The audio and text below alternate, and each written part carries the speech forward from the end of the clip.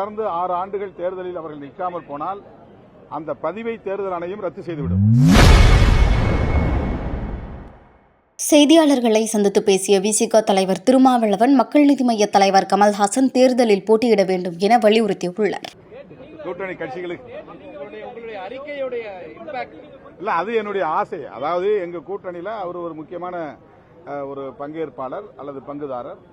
அவர் 4% வாக்கு வங்கி உடைய ஒரு அரசியல் கட்சியின் தலைவர். அவர் மனமுவந்து எங்களோடு களத்தில் நிற்க வேண்டும் என்பது என்னுடைய தனிப்பட்ட கருத்து. அவர் பெருந்தன்மையாக முதல்வரை சந்தித்து நாங்கள் ஆதரவு தெரிவிக்கிறோம், உங்களுக்கு பிரச்சாரம் செய்கிறோம் என்று சொன்னது உண்மை.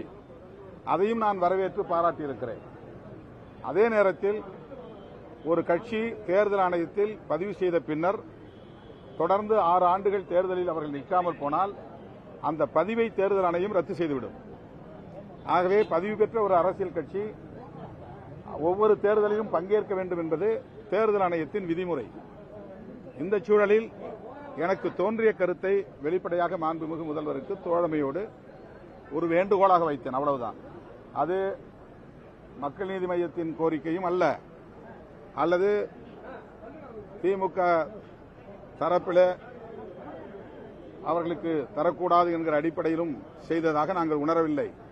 தனிப்பட்ட முறையில் அவரும் எங்களோடு எத்தனை தொகுதி என்பது அது பேச்சுவார்த்தையில் முடிவு செய்யப்படும். அந்த அறிக்கையிலே அவர் சொல்லியிருந்தது எங்களுக்கான சின்னத்தில் நாங்கள் நிற்க இயலாத நிலை ஏற்பட்டிருக்கிறது.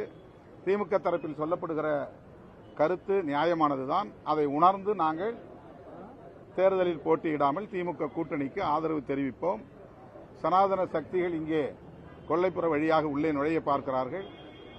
அவர்களை தடுத்து நிறுத்துவது தமிழ்நாட்டுக்கு மட்டுமல்ல தேசத்திற்கே நல்லது என்கிற அடிப்படையில் அவர் ஒரு அறிக்கையை வெளியிட்டார். அந்த அறிக்கையை படித்த போது எனக்கு தோன்றிய கருத்தாக அதை நான் பதிவு செய்தேன், அவ்வளவுதான்.